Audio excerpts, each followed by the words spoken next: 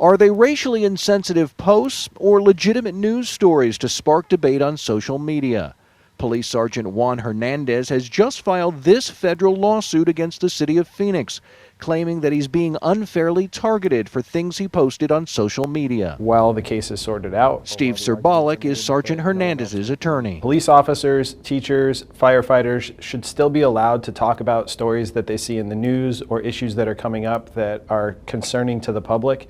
And just because they work for the government doesn't mean that they should lose their rights to be able to talk about those issues. Hernandez is one of 75 Phoenix police officers flagged recently in a national database for having questionable posts on Facebook that could be considered racially biased.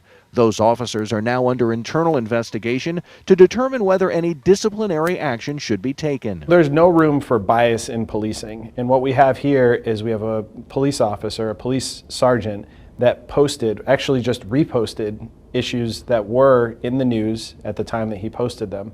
And that's his right to do that. They are doing a public job. Vidi Hernandez is executive director of Poder Action, a grassroots group that addresses concerns in minority communities. She says when an officer posts something that's racially insensitive, it chips away at the trust of the people they're sworn to protect. Anyone reposting something is an endorsement of that statement or endorsement of that video.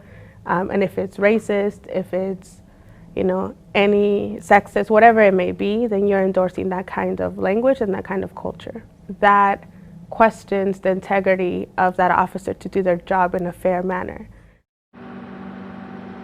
It's important to point out that this case is strictly about a government agency's right to restrict an employee's free speech. It has nothing to do with a private business's right to restrict what their employees can and cannot post on social media. The next hearing in this case will be held November 19th. Reporting live in downtown Phoenix, Jason Berry for Arizona's Family.